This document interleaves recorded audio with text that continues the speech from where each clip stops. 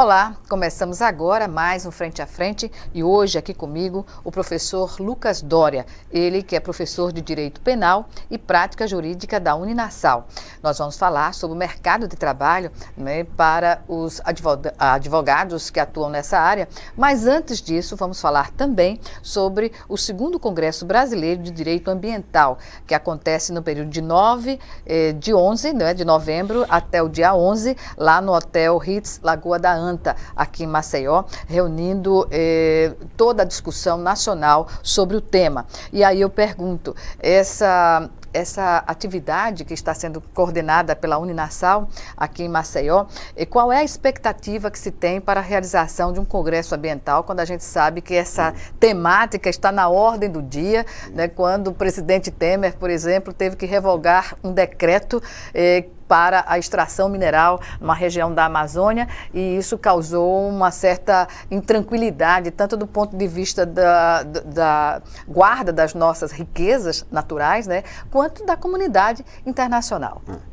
Antes de mais nada, eu gostaria de agradecer o convite em nome da Universidade Maurício de Nassau, que está promovendo esse evento, que a gente vai falar no começo, de Direito Ambiental. Então, em nome da Uninasal, agradeço o espaço para a gente poder falar um pouco sobre o assunto. E a relevância do Congresso, é um congresso a nível nacional, é um congresso brasileiro de direito ambiental, que vão participar vários palestrantes renomados do ordenamento jurídico brasileiro. Teremos como, que vai abrir a conferência, o professor Andreas Krell, doutor Andreas Krell, professor da UFAL, uma das maiores referências no Brasil no tema. Temos também a nossa coordenadora do curso de Direito lá da Uninasal, professora Lara Bringel, também doutora, terminou agora o doutorado dela na USP, vai poder fazer uma explanação também sobre o tema. Então, a relevância desse congresso, hoje, eu acredito que esteja no auge, a temática de direito ambiental. Como foi falado, a questão da reserva que o atual presidente teria liberado para exploração, depois em razão da grande pressão, digamos assim, que ele sofreu, ele revogou. Então, são temas como esse que serão discutidos por renomados juristas, conhecedores, com conhecimento profundo sobre o assunto. Então vai ser magnífico, vai ser brilhante, tanto para os estudantes de direito, quanto para os profissionais da área que puderem participar. Acredito que vão beber da melhor fonte do direito ambiental do que a gente tem hoje no Brasil. Sobretudo para garantir essa proteção jurídica da qualidade do meio ambiente que nós temos aqui no país, que é uma reserva, digamos assim, de biomas que só existem aqui, É uma reserva, digamos assim, para o planeta. O Brasil e Alagoas não está longe dessa condição. O nosso meio ambiente ele deve ser preservado a todo custo, porque é o maior patrimônio que um Estado-União tem, seria o seu patrimônio, é o que vai ficar, o seu patrimônio ambiental, porque o meio ambiente, é importante a gente falar que não é só as florestas, não é só os rios, existe o meio ambiente do trabalho, existe o meio ambiente, a selva de pedra, como a gente fala, as cidades compõem o meio ambiente tem que ser preservado, questão Justiça, geral. ética e sustentabilidade, que é o tripé que está sendo colocado como tema principal nas discussões do Congresso, Isso. Então, vamos abordar todas as questões ligadas ao direito ambiental. Então, eu reforço que o aluno, lá na Uninasal, os nossos alunos estão empolgadíssimos, as inscrições estão a 1000, digamos assim, todo mundo querendo participar desse evento. É um evento que, se fosse ocorrer em São Paulo, no Rio de Janeiro, no sul do Brasil, teria uma dimensão gigante. Aqui está tendo também, o que eu quero dizer é isso, na porta de casa, a gente tem um evento ali na beira da praia, até para ser discutido, na praia de Cruz das Almas, onde sofre dano ambiental tão forte, a gente vê ali ao longo dos anos, o lixo, literalmente, o esgoto, a céu aberto, manchando no mar, manchando. A praia. Então, a gente vê que a temática direito ambiental é tão forte que onde estarão os maiores juristas do Brasil na área, se deparam ali na frente com uma questão chocante como essa, para a gente ver como o tema é atual e do nosso cotidiano. Do ponto de vista jurídico, existem as condições de penalizar o Estado quando ele infringe essas normas de manter o meio ambiente protegido dessas agressões, mas existe também a condição de o próprio ordenamento criar uma condição objetiva para que não chegue a ser, digamos assim, multado o Estado ou o município. Exato. O ordenamento, né, a parte legal, se encarrega de criar leis, criar, né, situações onde seja prevista uma multa, seja prevista uma determinada punição. Porém, eu acredito que no atual momento, o que a gente está carente não é de lei, está carente é do cumprimento das leis que já existem. Se as leis que já existem fossem cumpridas, né, se quem agride o meio ambiente nas proporções, por exemplo, que a gente viu lá em Mariana, um dos maiores, né, danos ambientais da história do mundo, não é do Brasil, do mundo. E cadê a punição? As pessoas que puniram, cadê a reparação àquele dano? Continua quase como estava no começo, a questão civil de indenização também precária, o pessoal passando necessidade. Então é isso que acontece, a lei existe, o ordenamento prevê punição, mas o que é que acontece? O cumprimento da lei é que muitas vezes, diante do nosso poder judiciário, algumas vezes falho, né, incapaz, impotente de conseguir cumprir uma determinada decisão, ou quando decide, as instâncias superiores têm uma compreensão diferente do tema e determina que o juiz ou o desembargador mandou fazer seja desfeito. Então, são vários fatores que envolvem a situação que o Brasil se encontra. Que possa garantir essa sustentabilidade ou não, não é? Exatamente. Uma das questões relacionadas a isso, professor, é a falta, por exemplo, de delegacias contra os crimes ambientais. A Assembleia Legislativa já aprovou aqui a criação de uma delegacia, mas o Estado ainda não implantou. Tem a estrutura. Não implantou, não existe delegacia para os crimes ambientais. E isso é um instrumento que é importantíssimo no sentido de dificultar a ação, geralmente do homem, contra o meio ambiente. Então, o que falta é uma estrutura mais forte para dar eficácia às leis que já existem. A gente pegar aqui no estado de Alagoas, por exemplo, a gente não tem uma delegacia para crimes ambientais, mas também não tem delegacias para determinados outros ramos, né, do direito que são atingidos, que precisaria também de uma delegacia especializada. Então, como eu falei anteriormente, a lei existe, né, a situação jurídica já foi discutida, porém, dar eficácia às leis é o que é o mais complicado no nosso ordenamento, seja na questão ambiental, seja na questão, né, por exemplo, violência doméstica, só saindo um pouquinho do tema para a gente ver a questão de delegacia. Aqui em Maceió a gente tem 2 delegacias da violência doméstica, para teoricamente proteger a mulher que sofre agressões. Mas a gente vê mulheres sendo agredidas a toda hora. E não abre os finais de semana, não é? Medidas protetivas que são impostas, que não tem como essas medidas serem fiscalizadas. Então, repito, porque é de fato o que acontece, difícil é dar eficácia ao que já existe. Enquanto lei. Enquanto lei. Então, vai ser discutido isso no Congresso, né, situações gerais, o que pode ser feito para melhorar, o que é que vem sendo feito em outros cantos do Brasil que servem como referência, como Sem exemplo. falar nos órgãos, né, que estão, assim, sofrendo um processo de desmonte no âmbito federal, e isso repercute nos estados, e Alagoas não é diferente. As condições de trabalho para IBAMA, não é? Ministério Público, enfim, cria uma situação que desagrega, que enfraquece a ação do Estado na defesa. A gente precisa de instituições fortes para fazer valer a lei, para combater os danos ambientais que a gente observa por aí. Então, aqui em Alagoas, o IMA tem a sua atuação. Se a gente pegar o Ministério Público, que tem um núcleo de combate, né, aos crimes ambientais, então, eles trabalham, eles atuam, com certeza sim. Mas muitas vezes a gente observa, eu não sei se está mais em discussão, mas em determinado tempo a verba do Ministério Público seria diminuída. Então, quais são as consequências dessas, né, dessas questões? Então, corte de verba para combate de determinados crimes, o que aconteceria com os crimes ambientais. Então, são vários fatores que fazem com que, né, o ponto que a gente está hoje aconteça. Sem falar no que compete aos municípios, não é? No sentido de criar essas condições objetivas. Por exemplo, é inadmissível que um turista, ou a gente mesmo, porque se não é bom para a gente, não é bom para ninguém que nos visita, não é? Está trafegando numa rodovia aqui no litoral norte e observar que tem municípios que o lixão chega praticamente à beira da rodovia, da pista. Não é? Chocante. Então, isso é algo que tem que ter uma ação mais enérgica.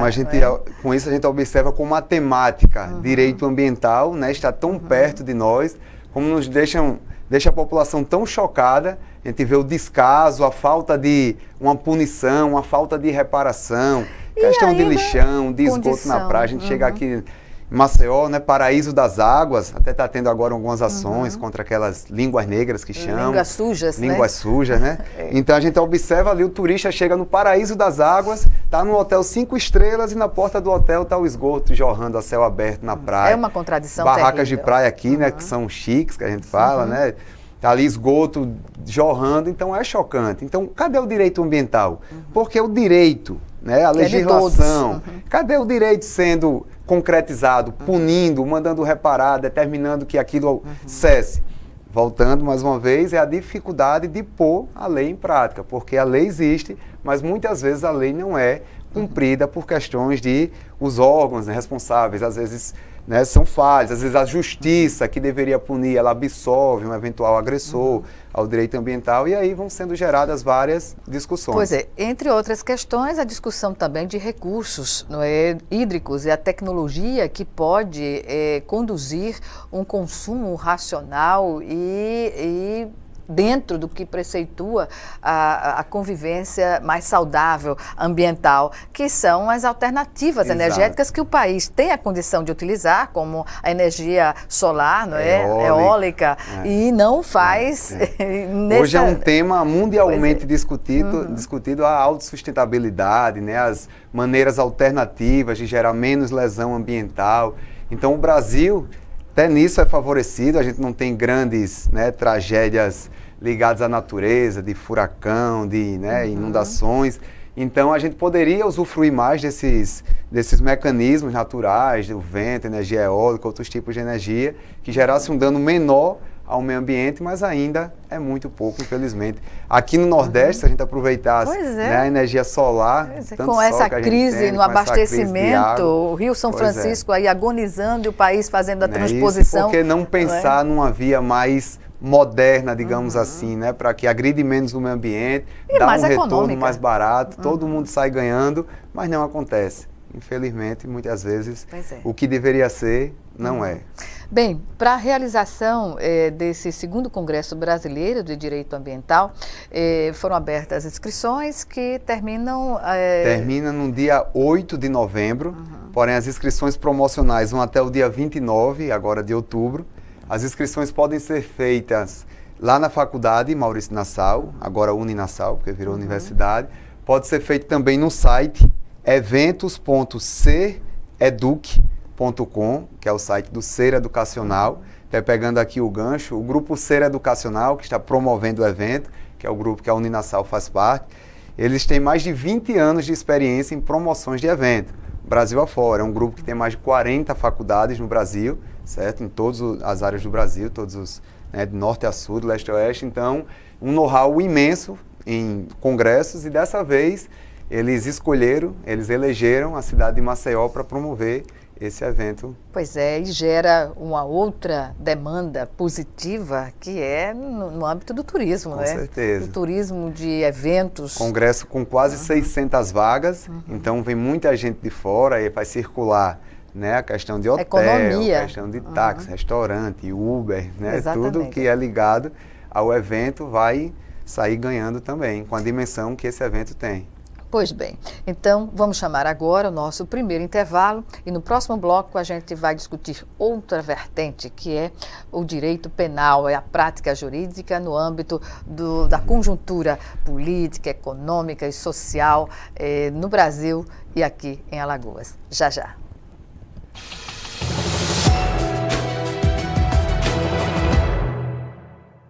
Eu fiz o teste de AIDS porque eu quero ser mãe. Mulheres, se liguem e peçam o teste HIV na gravidez. Em qualquer unidade de saúde pública você faz esse teste gratuito. Se der negativo, eu vou continuar me prevenindo, o meu estilo de vida tá ótimo. Se der positivo, o quanto mais rápido eu souber, melhor pra mim, que eu vou ter uma qualidade de vida melhor e vou poder me cuidar. A melhor forma de você se prevenir realmente contra o HIV é usando camisinha. Previna-se sempre. Cidadania. É isso que a gente precisa para que nossos direitos sejam respeitados e garantidos. Assim, se você comprou um produto com defeito que não possui peça para reposição ou necessita se informar sobre garantia, seja consciente. é fácil como movimentar um dedo. Entre no portal IDEC e saiba mais sobre seus direitos. IDEC, cidadania se conquista.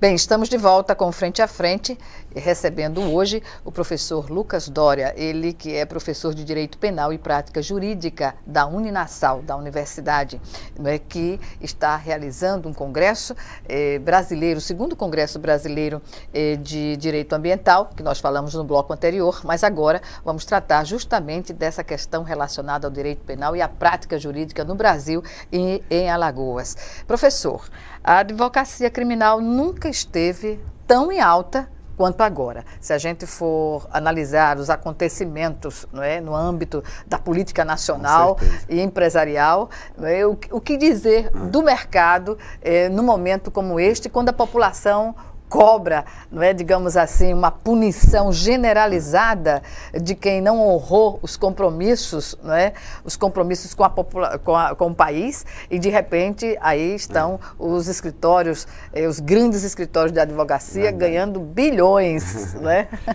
Hoje o que acontece no Brasil, que a gente vem observando, é que o direito penal, né, o processo penal, ele está ganhando uma proporção, né, por parte da população, de audiência maior até do que a novela das 9, digamos assim, né, uma brincadeira. Hoje todo mundo acompanha o processo penal no Brasil. Muito se deve à questão da Operação Lava Jato. Hoje a gente tem juízes, procuradores da República que são vistos pela população, né, não que eu concorde, como super-heróis, pessoas que a gente acompanha o desenrolar de cada atividade judicial ligada ao direito penal, como torcida organizada. Então isso sim vem ganhando uma alta proporção, uma grande proporção no Brasil, e aí onde entra a atuação também do advogado criminalista, a importância do advogado criminalista, o que é que ele deve fazer, o que é que ele não deve, como é que ele é visto pela população. Na faculdade a gente trabalha prática forense penal, preparando o aluno num primeiro momento para a advocacia criminal, quem pretende advogar na área. Por quê? Porque para um aluno se tornar juiz, se tornar promotor, ele precisa de 3 anos de prática, tem que passar num concurso, vai ser chamado. Então, do dia que sai da faculdade até ele se tornar juiz ou promotor, demora aí 5, 6, 7 anos, dependendo do aluno. Porém, advogado, se ele passar na prova da ordem, ele já estará apto à advocacia. Então, a gente trabalha o aluno nesse aspecto. E o que dizer daquela ideia de que advogado criminalista atua na defesa do erro ou na redução da pena daquele réu que já está, digamos assim, praticamente condenado? Isso é importantíssimo, né? Existe, às vezes, uma falsa percepção da atuação do advogado criminalista. O advogado criminalista, ele nunca, sob hipótese alguma, ele vai defender o crime, ele vai defender a ação do criminoso, jamais. Então, o que é que faz o advogado criminalista? O advogado criminalista ele vai atuar, nos casos concretos, ao qual ele é contratado, para a aplicação justa do direito. Então, o direito justo pode ser, para um determinado caso, uma absolvição de um réu, como pode ser também uma pena menor em razão de uma confissão, em razão de alguma outra atenuante prevista no Código Penal. Então, é uma atuação focada no cumprimento da lei e nada mais do que isso, e jamais fazendo uma apologia, jamais incentivando a criminalidade.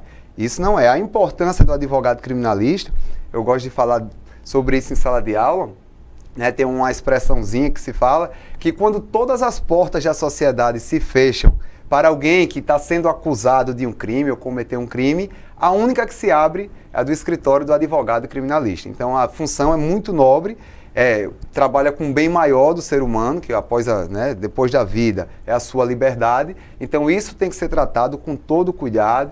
Temos um Estado, né, democrático de direito, onde somos regrados, só podemos ser punidos por leis. Então a gente sempre atua no intuito de que essas leis sejam postas de forma correta, livre dos arbítrios, livres dos excessos que às vezes o Estado impõe ao cidadão. Professor, vou pensar um caso que é icônico, digamos aqui, certo, recentemente, não é? Mais contemporâneo, que certo, é o caso Mirella, certo, não é? Que a pessoa entra quase 90% condenada e é absolvida pelo júri, né? O júri que entende que ela não é autora material do crime e julga a absolvição dela, mesmo na condição de ocultação de cadáver. Como? Não é uma contradição?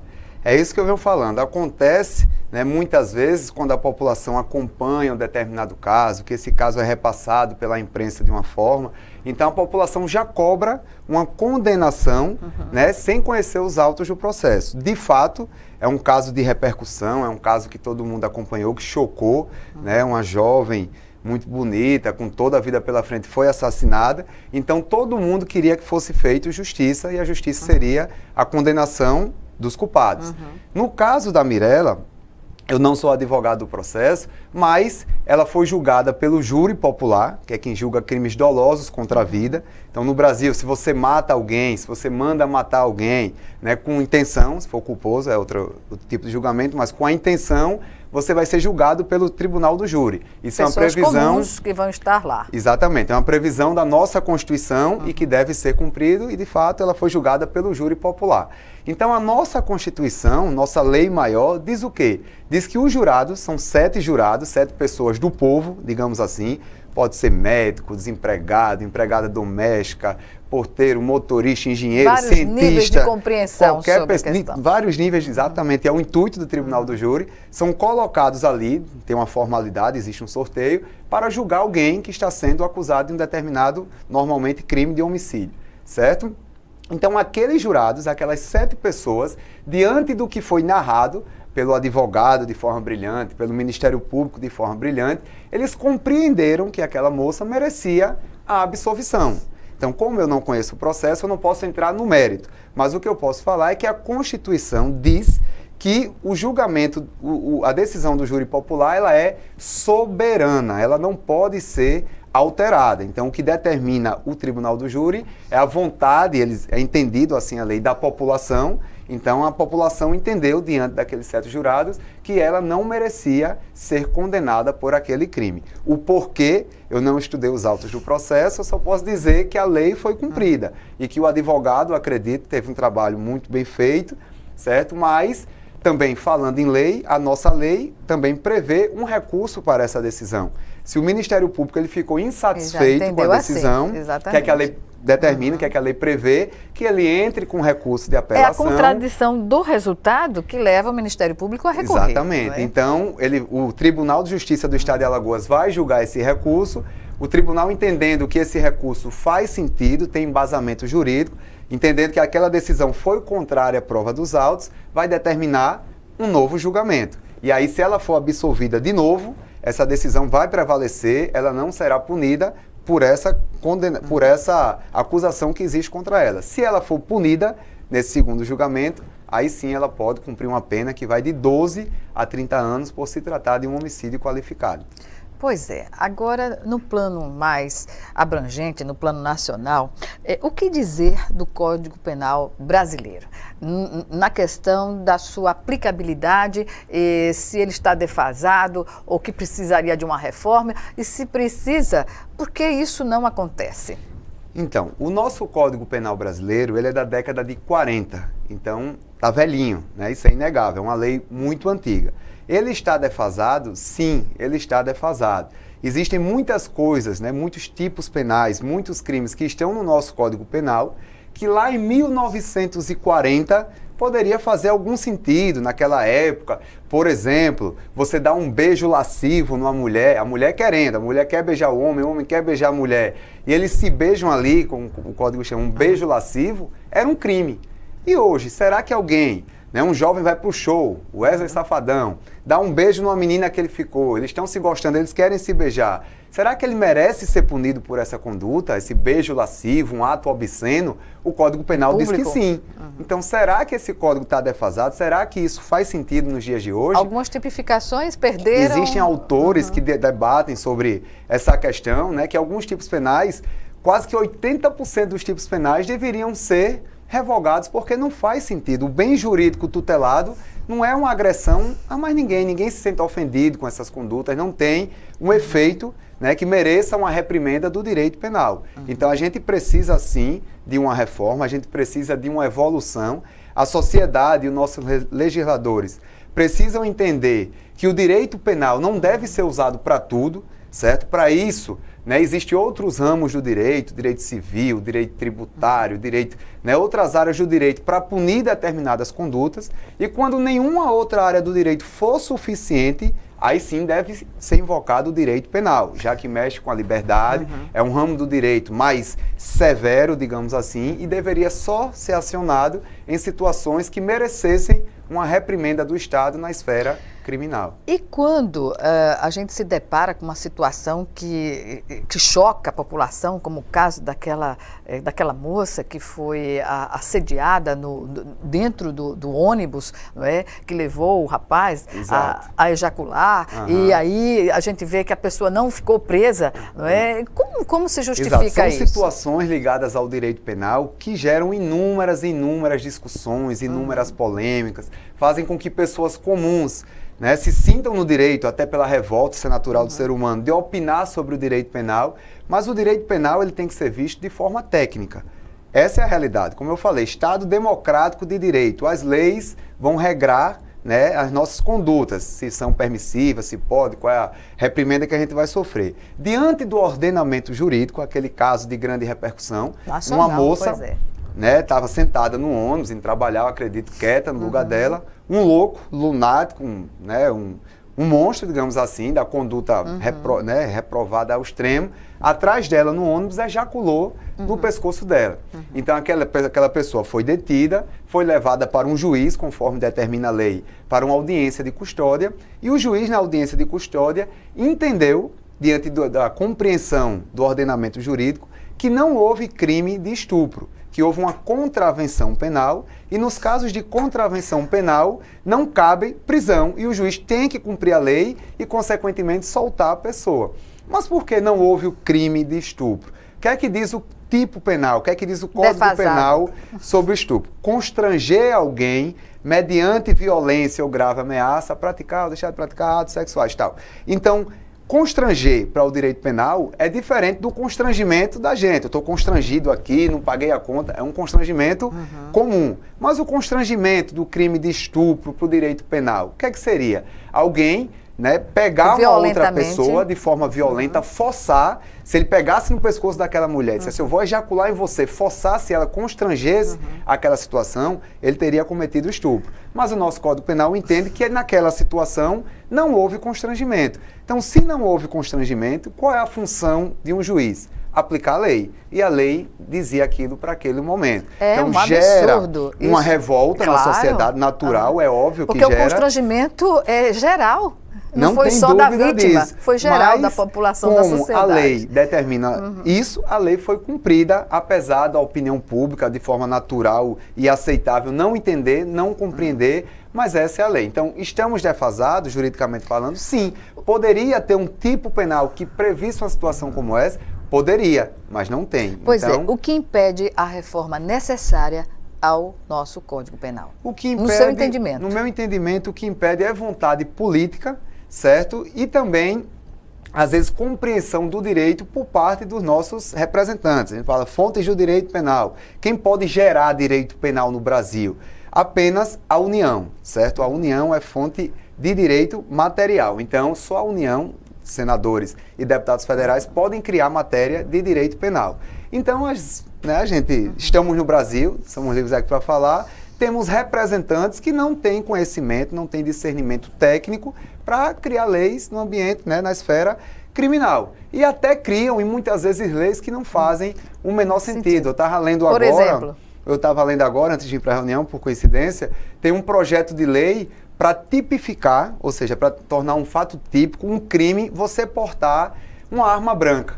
Então, se você sai de casa com uma faca, nossos deputados e senadores, alguns, não sei se será aprovado, eu acredito que não, quer dizer que isso é um crime. Então, meu Deus do céu, isso é um crime? Então, a gente está aqui no centro da cidade, tem um senhor que vende melancia, está com uma faca ali para cortar a melancia. É um crime ter aquela faca? Ah, mas diminui a criminalidade, com aquela faca ele pode matar alguém.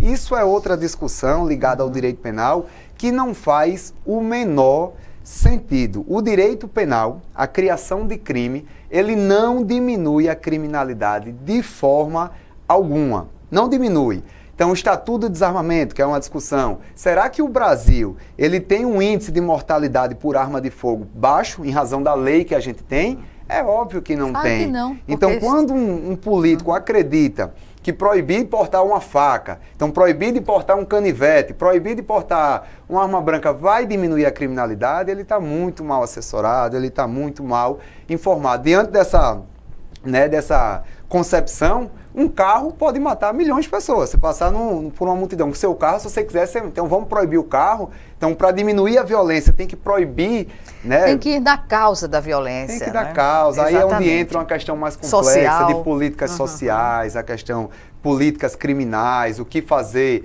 né? Por quê? Para não fazer o direito estar invertido, segundo as leis, né? Exatamente. O povo ele tem que ser livre, né, para fazer o que ele há de convir. Se eu quiser ter uma faca, certo? Para cortar, sei lá, uma fruta que eu tenho no carro, porque o Estado vai dizer que isso é um crime? Porque com essa faca eu posso matar alguém, eu posso matar alguém com essa caneta, enfiar. Então vamos proibir a caneta, vamos proibir, né, a tesoura. Então o cabeleireiro, quando ele vai cortar um cabelo, ele pode usar aquela tesoura? Pode, mas por conta disso você vai estar proibindo. Exatamente. Então vai proibir tudo, o Estado ineficaz acha que resolve o problema criando lei, quando de fato não é. Se fosse assim, era muito bom, era só a gente criar uma lei. Hoje no Brasil, né, pena de, que não poderia, mas uma brincadeira, pena de 50 anos para quem cometesse crime de corrupção. Acabou a corrupção no Brasil porque eles vão ficar com medo da lei. A lei está aí, então as questões vão muito mais além do que está escrito numa folha de papel. A gente também fala muito isso na advocacia criminal, nos debates. Quando um criminoso ele vai cometer um crime de tráfico, quando alguém vai matar uma outra pessoa, alguém que vai te roubar na rua, ele pega uma faca, ele diz, não vou roubar com uma faca, de que com revólver, porque a pena no Código Penal é menor, ele não conhece a lei penal, ele não sabe o que diz a lei penal. O peso, então ele não rouba ou deixa de roubar, ele não comete o tráfico de drogas ou deixa de cometer em razão do que diz a lei, mas sim por outros fatores. Pois bem, vamos chamar agora o nosso primeiro intervalo e a gente volta em 1 minuto. Até já. No instante, tá.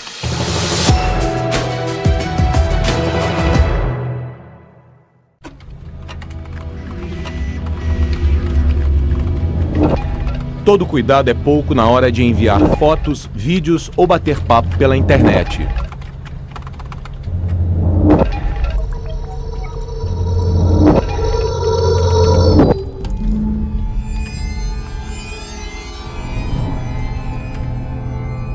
Preserve a privacidade de sua família. Hoje eu queria falar com você sobre um assunto super importante: educação. Khan Academy é o maior site para aprender matemática do mundo inteiro. Só para você ter uma ideia, é lá onde os filhos do Bill Gates estudam. Então você que está me vendo, junte-se a milhões de pessoas no mundo inteiro e acesse agora mesmo khanacademy.org.br. Aprenda mais!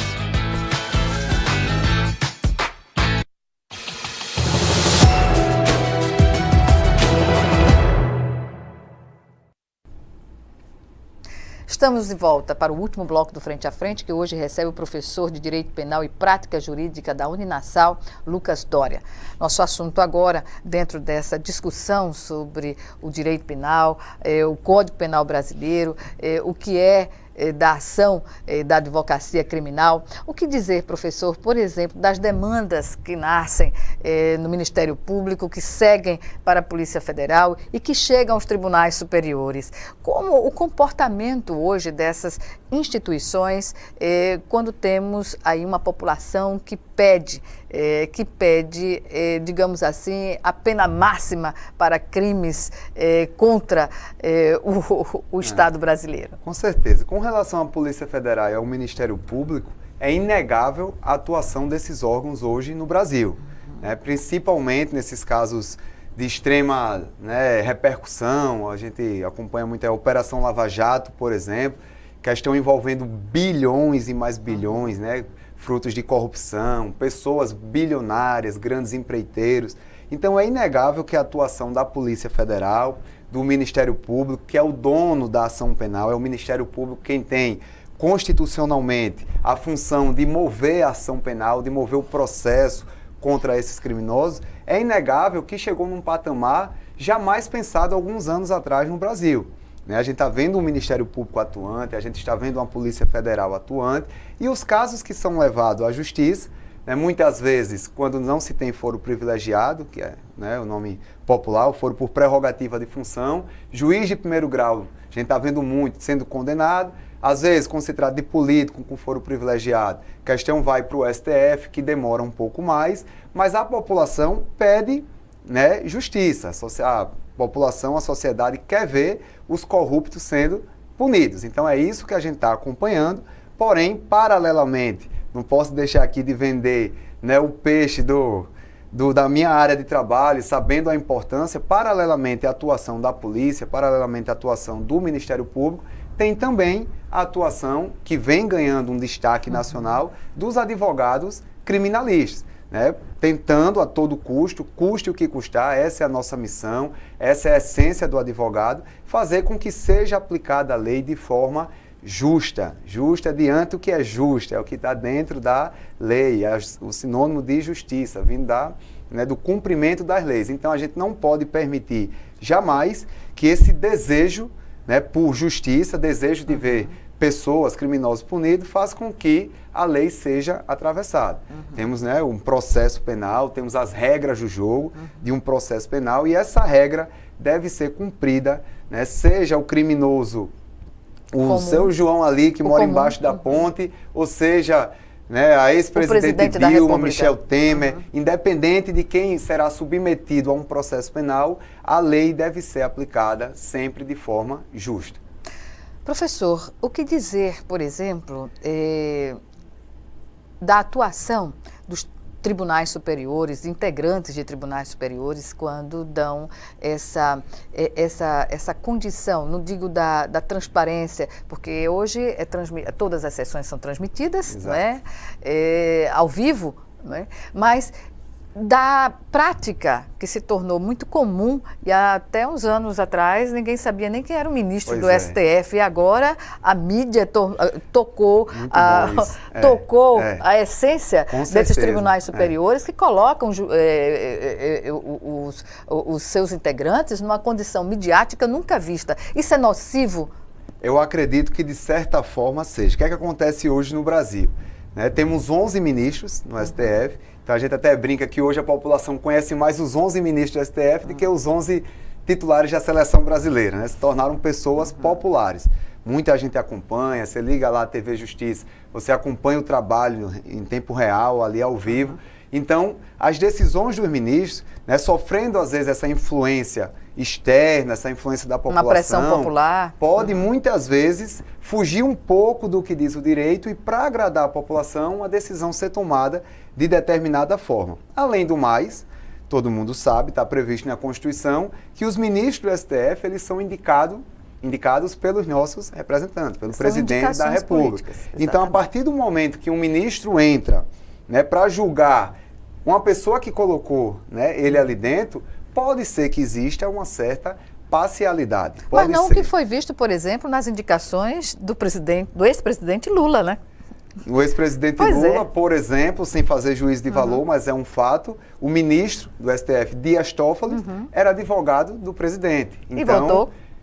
Pois é, então, mas será que existe o interesse? Será que não existe? Será que a composição do STF está certa? Constitucionalmente está certo, mas será que deveria sofrer uma alteração? Mas muitas vezes os ministros são indicados pelo presidente e não correspondem à expectativa. Acontece também, são várias situações ligadas ao STF que geram polêmicas. E muitas vezes também, quando o ministro dá uma decisão com embasamento legal, uma decisão justa, diante dos olhos do direito, diante do que diz a lei, porém contrário ao que quer a sociedade, ele é execrado, acontece aí situações, mas, por óbvio, eu acredito que existe sim interesse político, interesse partidário, interesses pessoais. Mas a postura midiática, propriamente dita? Eu acredito que exerce uma influência muito forte e por várias vezes fazem com que ministros decidam contrário com a função do STF, guardião da Constituição. Então, muitas vezes eles decidem contra a Constituição para dar uma resposta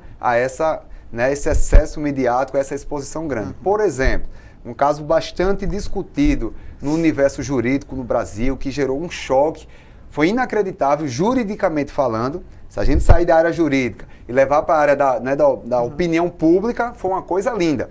Mas juridicamente falando, a nossa Constituição Federal, para a gente tocar nesse ponto da influência, nossa Constituição, nossa lei maior, que deve ser intocável, ninguém pode ser contrário, nenhuma lei pode determinar algo que seja contrário ao que está na Constituição, ela diz que o cidadão brasileiro, cidadão, eu, você, né, o Michel Temer, o meu melhor amigo, minha companheira, qualquer pessoa, o cidadão brasileiro, ele só pode ser considerado culpado, isso é o que diz a Constituição, estou só reproduzindo, após o trânsito em julgado do processo. O que é o trânsito em julgado do processo? É quando um processo penal, não cabe mais nenhum recurso. Nenhuma instância. Nenhuma instância. Foi julgado pelo STF, não cabe mais recurso nenhum, é considerado o trânsito em julgado, e aí sim, o cidadão, qualquer cidadão, irá cumprir a sua pena, certo? Certo. O que foi que decidiu o STF? O STF decidiu, recente, que está passível de mais uma nova discussão sobre o tema, o seguinte: não, apesar da Constituição dizer isso, no Brasil não se presume mais a inocência, você pode começar a cumprir a sua pena após a decisão em segundo grau. Então vamos imaginar que eu estou respondendo um processo, o juiz me condena, eu recorro, a partir de segundo grau, se o Tribunal de Justiça do Estado de Alagoas mantiver essa decisão, eu posso ir lá para o Baldomero Cavalcante, Ciridiano Duval, para cumprir a minha pena. O que diz a Constituição? Que eu só posso ser considerado culpado após o trânsito em julgado. Vamos imaginar que eu recorra para o STJ, e no STJ eu sou absolvido. O recorro para o STJ, mantém a condenação e o STF me absolve. E aí, eu estou cumprindo a pena desde a decisão de segundo grau. Ah, mas no Brasil o processo demora demais, tem muito recurso. Quem tem bons advogados leva a questão para o STF, demora 10, 15, 20, 30 anos e a punição não chega nunca. É verdade?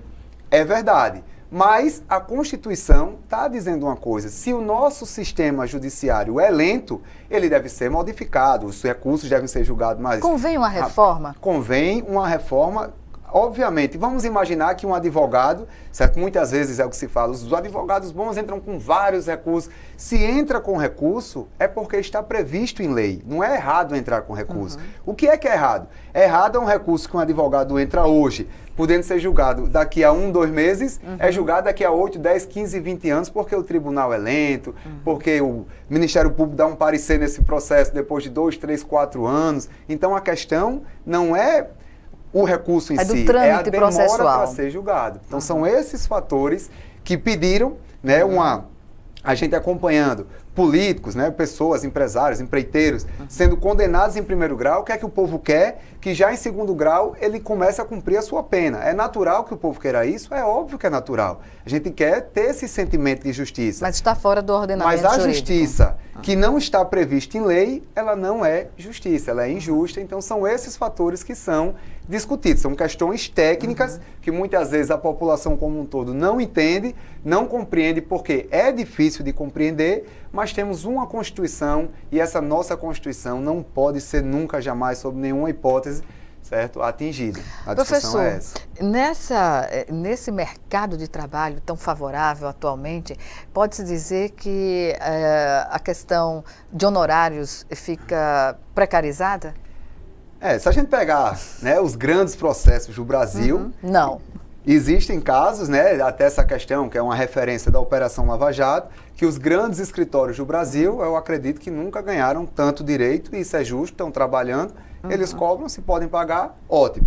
Mas trazendo para a realidade dos fóruns de interior, de dia a dia, trazendo para a nossa realidade, está sim, de certa forma, um pouco saturado. Muita gente querendo atuar na área e às vezes o mercado não comporta. A gente tem uma população pobre, né, e normalmente quem vai preso, existem as exceções, são pessoas pobres que são assistidas pela Defensoria Pública. Então o mercado não é tão amplo assim, e o que sobra do mercado, muitas vezes existe aí uma disputa, né, às vezes de forma desleal, às vezes de forma antiética no mercado da atuação. Que fragiliza a categoria, não é? Mas somos uma classe forte, até aproveitando a deixa, se for possível, né, mandar um abraço para a Acrimal, que é a Associação dos Advogados Criminalistas do Estado de Alagoas.